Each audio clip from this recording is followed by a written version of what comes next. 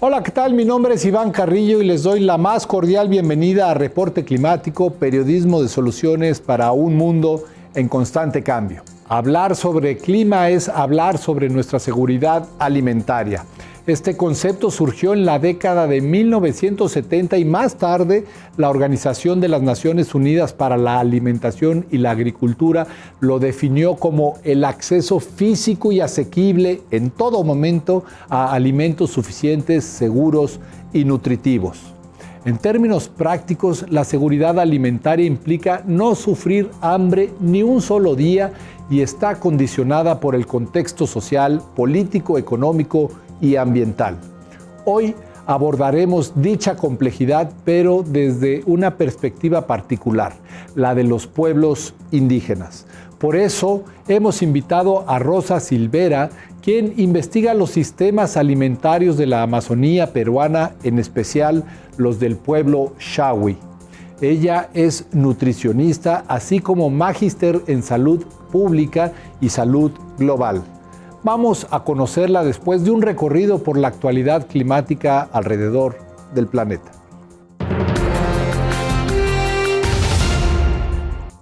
Año con año, la floración de los cerezos en Japón da pie a una tradición contemplativa en la que la población celebra la llegada de la primavera con picnics en familia y con amigos. Se trata de una actividad bastante extendida en el país oriental, según reporta la agencia AFP. Sin embargo, parece que cada vez se adelanta más, muy probablemente debido al cambio climático. Los registros oficiales de cerezos en flor de Tokio datan de hace 7 décadas y en los años 2020, 2021 y 2023 ocurrieron particularmente temprano. De hecho, el pasado mes de marzo, Japón anunció la temporada de floración 10 días antes de lo normal. Esto representa un riesgo para dichos árboles, pues usar a destiempo sus reservas de energía podría volverlos más vulnerables a plagas y enfermedades. También conlleva un peligro para muchos animales, ya que las flores son la base de redes alimenticias y si uno de sus componentes se adelanta, el resto puede desincronizarse, provocando que colapsen aquellos que no reaccionan lo suficientemente rápido al cambio.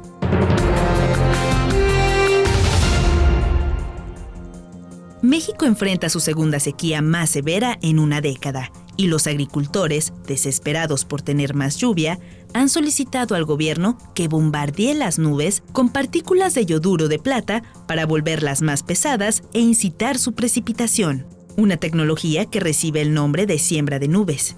De acuerdo con un nuevo reporte publicado en la revista Nature, en México, la siembra de nubes está siendo implementada por la Secretaría de Agricultura y Desarrollo Rural en colaboración con la empresa Startup Renaissance. El problema es que no existe suficiente evidencia de que funcione y científicos han advertido que, así como puede hacer llover, también podría tener el efecto contrario, suprimir la caída de agua.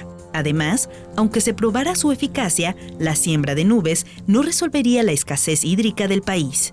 La crisis requiere de un abordaje multisectorial, con políticas que mejoren las regulaciones y promuevan una cultura de conservación entre los ciudadanos y la industria.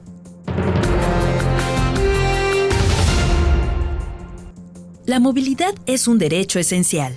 May López, especialista en este tema, dice que se trata del termómetro económico de un país, el cual decide diariamente sobre la calidad de vida de las personas. De ahí la importancia de su legislación. Por ello, ahora mismo se está llevando a cabo un proceso para que España cuente con una ley de movilidad sostenible.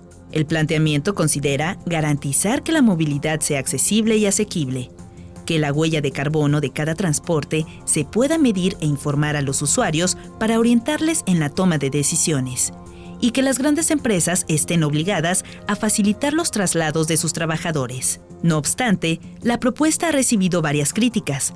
Asociaciones civiles como Greenpeace insisten en que no incluye el compromiso de conseguir la neutralidad de carbono del sector transporte-movilidad lo antes posible, y en cualquier caso, antes del 2050. Solo así la ley lograría ser un instrumento capaz de influir de manera positiva en la lucha contra el cambio climático. El pueblo Shawi es también conocido como Chayagüita Y, según un relato ancestral, los hombres y mujeres que lo conforman surgieron a partir del maní crudo, o chagua huita. Su sistema alimentario y los retos que enfrenta son una lección para un mundo marcado por el cambio climático. Es normal que los componentes del clima fluctúen a lo largo del tiempo. Gracias a ello tenemos estaciones anuales tales como lluvias y secas o primavera, verano, otoño e invierno. Sin embargo, el cambio climático antropogénico conlleva modificaciones en los patrones de temperatura y precipitaciones tan drásticas que nos han tomado por sorpresa. Esto, principalmente en los pueblos indígenas, altera porque ellos tenían previsto unas fechas de las lluvias, la intensidad de la lluvia, formularon todo su chacra o toda su granja para poder tener alimentos, ya sea para venta, ya sea para consumo o autoconsumo, como se dice, para sobrevivir. Entonces, el hecho de estas variaciones incrementa su vulnerabilidad a poder tener una seguridad alimentaria, tener acceso, poder obtener los alimentos, poder consumirlos y también nutrirse de ellos. Porque al perder los embrios o la escasez de los alimentos del monte, que también son dependientes de los recursos naturales, puede provocar un problema nutricional y también un problema de la misma forma de cómo ellos pueden sustentarse. En el caso del pueblo Shawi, asentado en el norte del Perú, su seguridad alimentaria se basa en una división de labores según el género. Mientras las mujeres cuidan de la chacra o granja, los hombres salen a buscar comida al monte, lo cual se traduce en impactos diferenciados del cambio climático. Sin embargo, ellos también se enfrentan al hecho de que cada vez que van a buscar estos alimentos, no encuentran. Y para llegar a su hogar, también hay una carga emocional que los hace vulnerables también a sentirse deprimidos, a sentirse poco capacitados para poder sustentar a su familia. Y de igual manera las mujeres se preguntan, se cayó la flor de la planta, por ejemplo, porque le entró una plaga o le entró algún tipo o algún viento tumbó a todos los maizales, a todos los yucales. Entonces ellas van a cargar menos alimentos. Eso también las vulnera porque su soporte emocional decae. Son efectos que los Shawi padecen día con día debido a la cosmovisión y el modo de consumir los alimentos en este rincón del mundo. Actualmente están más dependientes de cultivos que del mismo monte. Entonces eso los pone en más riesgo de no poder conseguir y no sentirse capaces de conseguir estos alimentos para el día a día, porque en el caso de ellos es diario, no es una cosa de que tengan ellos dónde almacenar, dónde guardar, y también su cultura es comer todo fresco, a diferencia de nosotros que estamos acostumbrados a quizás un enlatado, es una cosa rara para ellos necesitan sentir, mirar, ver el color, ver el sabor, y entonces y eso también los ayuda a estar tranquilos, ¿no? No tranquilos de no tener problemas, sino de tener una paz de alguna manera, porque también asumen todo esto de los colores, de los sabores, de los aromas. Son muy exquisitos para comer y principalmente más las mujeres. Rosa Silvera ha notado que las amenazas del cambio climático a la alimentación de los pueblos indígenas no solo son cada vez más diversas, sino también de mayor severidad. Por ejemplo, el hecho de que la lluvia llegue a destiempo o que se vuelva mucho más intensa en la zona baja, en la zona bajial, va a hacer que se pierda el cultivo de yuca o se pierda el cultivo de maíz o de pequeños cultivos como el maní o verduras, ¿no? Cada vez se hace más frecuente también la inundación. Vamos preguntándoles a ellos de los últimos 5 años, desde el 2017, y se ha encontrado que la frecuencia de inundaciones cada vez es mayor en los últimos años. Y ellos, ¿cómo se enfrentan ante ello? Muchas veces igual se arriesgan a sembrar cerca de los ríos porque es como que el recambio de la tierra para que se nutra, ¿no? A través de la bajada del río. Y es un apostar por conseguir una buena cosecha, el sembrar todavía en esos puntos. Pero es un riesgo porque puede llegar la inundación y quitarle todo eso. Pero también hemos encontrado que en las zonas altas hay los vientos fuertes y lo que ellos enfrentan es tratar de mejorar de manera física como unos soportes para sus plantas, para que no se caigan. A estos desafíos hay que sumar las presiones por la degradación del bosque y del cambio de uso de suelo. Papayeros, cada vez hay más madereros. El comercio de la madera continúa y sin que nadie lo pueda detener. Las autoridades aquí hacen lo posible, creo yo, por no decir otras cosas, pero no es suficiente. No es suficiente porque a ellos, por ejemplo, los papayeros, que son los que cultivan papaya, un monocultivo de papaya, alquilan las tierras y muchas veces el pago que se les da por ese tiempo es aplazado o es muy poco por el daño que van a ocasionar, porque es un monocultivo a base de pesticidas, a base de herbicidas, que al final la tierra la van a dejar hasta que ya no produzca nada. Y entonces ellos ya no van a poder sembrar en esas tierras por mucho tiempo, ¿no?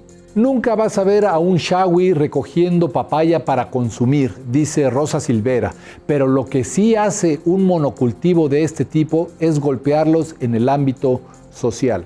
De cómo se involucran estos madereros o estos papayeros, ¿no? Ha habido momentos en que para conseguir el permiso de la comunidad, algunos han casado a sus hijos con las mujeres Shawis y los enfrentan a que se vuelvan familia, y con la familia no se pelea, no se le niega. Ellos tienen esta actitud de que a la familia se le apoya, sea la decisión que tome, así sea que va a bajarse media hectárea de árboles, pues la familia lo está decidiendo, ¿no? Entonces los tiene como... los involucra a tal punto en que deciden, y como los mestizos tienen mayor nivel educacional, por decirlo así, terminan aprovechándose de las mismas comunidades. Al final, lo que hace el cambio climático y la pérdida de la Amazonía es poner en peligro de extinción a un pueblo centenario del que podríamos aprender mucho.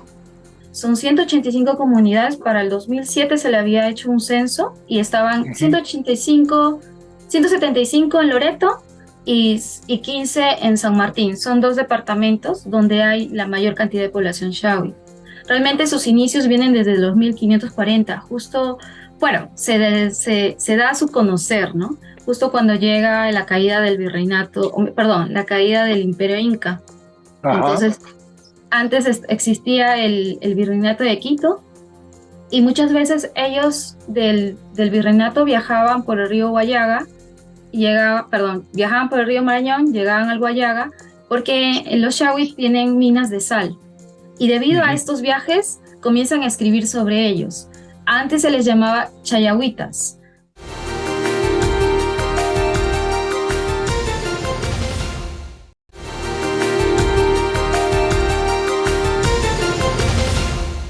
Tradicionalmente, cualquier persona Shawi podía escoger un pedazo de selva y desmontarlo para su uso, donde se establecía un orden para los cultivos.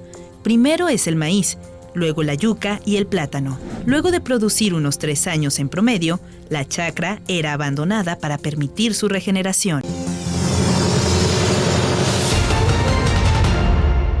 La seguridad alimentaria de los Shawi depende de su forma de organización, en cuyo centro está la familia. Y que normalmente el varón va a vivir a las casas de la mujer, a la casa de la mujer, por unos 2-3 años. Luego hacen el intercambio, van a la casa del varón.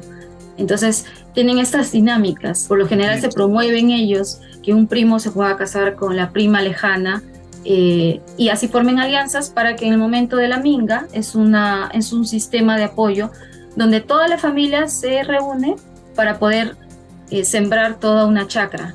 Y así cuando a alguien le falte algún tipo de alimentos, ellos naturalmente le puedan invitar, le puedan proveer. Y al interior de esa unidad funcional, las mujeres juegan un papel clave. Rosa Silvera nos explica por qué. Preocupación es crucial, mejor dicho, su función es crucial. Y porque ellas son las que al fin y al cabo están como que tienen la función de proveer los alimentos al hogar y de seleccionarlos, que es algo totalmente diferente a solamente obtenerlos, ¿no? ellas son las que moderan de alguna manera la alimentación del hogar. Están mucho más involucradas en la agricultura y en la selección. Cuando un hombre trae lo que consiguió del monte, pues es ella la que puede decir si fue de primera o de segunda o tercera su cacería. Hay también eso, ¿no? De que una mujer se siente mucho más feliz de que su esposo provea más alimentos del monte. Y así, ¿no? Yo creo que ellas son determinantes.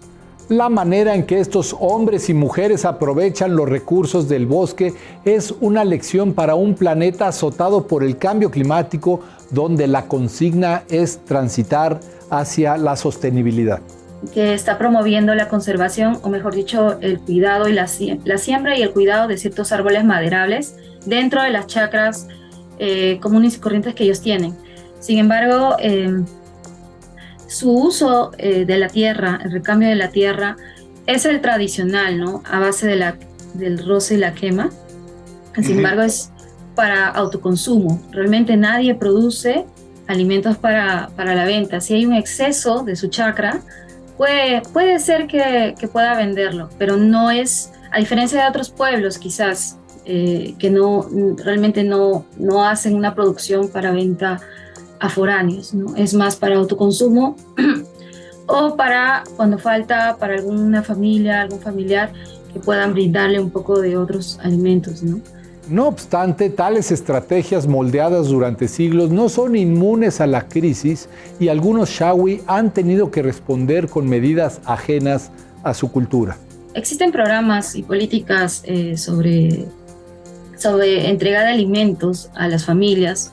Después del COVID ha variado bastante esto. Antes era el desayuno escolar, el programa de alimentación escolar, así se llama, el Haliwarma. Y ahora, como pasó lo del COVID, todo se entregaba directamente a la familia. Pero aún así, no es de su preferencia. O sea, a nivel de gustos, no es de su preferencia. Entonces, pero ya se acostumbraron un poco a comer el arroz, a comer el fideo, a comer el enlatado, que muchos aún todavía no lo consumen, y principalmente las mujeres. Los hombres se atreven a probarlo, se atreven a comerlo, pero una mujer Shawi no es muy fácil de querer gustarle ese tipo de alimentos procesados, ¿no? Pero de alguna manera está aplacando las necesidades del día a día también, ¿no? Puede que esta clase de políticas tengan una buena intención, pero a la larga podrían colocar a las personas indígenas en una encrucijada. Bueno, según las estadísticas del Perú, según el INEI, que es el Instituto de Información, se les categorizaría como pobreza, inclusive como pobreza extrema, pero por indicadores económicos. Sin embargo, ellos son soberanos, es otro término, porque al final ellos cultivan, buscan sus propias semillas, se aferran a esta forma de vivir y no están preparados, por tanto, para la zona de un trabajo más urbano, comercial. Estas cosas son, la mayoría de mujeres todavía no habla el español bien y su idioma es el Shawi, el que pueden ellos comunicarse. Entonces eso también las hace más complejo poder acercarse a otros sistemas para obtener más recursos económicos. Entonces, esas situaciones las ponen en desventaja. Pero entonces ellos comienzan a ser soberanos, porque bueno, si no voy a poder por esta vía, puedo por la que yo conozco y por la que mis padres han sobrevivido y mis abuelos y mis bisabuelos han sobrevivido, que es el monte, que es la chacra, y ahí hay mucho conocimiento, ¿no? E investigadores como Rosa Silvera trabajan para que ese intercambio de saberes sea respetuoso del pueblo Shawi. Y poder entender cómo ellos viven, cómo ellos enfrentan las situaciones, y también con ellos, porque contratamos a personas de la misma zona. Y a diferencia de muchos proyectos, nosotros trabajamos con intérpretes, porque nosotros tampoco hablamos el idioma. Entonces, ahora, por ejemplo, te comento, estamos tratando de definir ciertos términos de elementos del clima con sus propias palabras. Y hay muchas palabras nuestras que no tienen traducción en su idioma. Entonces, vamos a desconocernos, ¿no? Pero lo que tratamos es disminuir esa diferencia con estos intérpretes, que por lo general son técnicos en enfermería o son profesores. Es necesario superar las barreras geográficas, disciplinares y de tiempo que impiden garantizar la seguridad alimentaria de los pueblos. Porque los intentos de las provincias, de las regiones, son eso, buenos intentos, buenas iniciativas. La parte privada que también tiene estas iniciativas, como conservar el bosque o como hacer programas de mejora de los cultivos en estas comunidades, se quedan en 2 o 3 años o en 4 años y seguro que tienen muy buenos resultados, pero no está habiendo un cambio real, ¿no? Y yo creo que ahí todos deberíamos sumar desde nuestro campo y poder ser eso transdisciplinario, ¿no? No solo de tomar las formas, sino tomar los conocimientos de otras ciencias para poder mejorar las situaciones de otros campos. Por ejemplo, salud siempre tiene las consecuencias inmediatas de la desnutrición o de la obesidad que ahora está aumentando y el sobrepeso o de las enfermedades como la malaria o el dengue. Si logramos proteger la alimentación Shawi del cambio climático y otros embates, estaremos velando por la conservación de la Amazonía. Esta es la reflexión final de Rosa Silvera.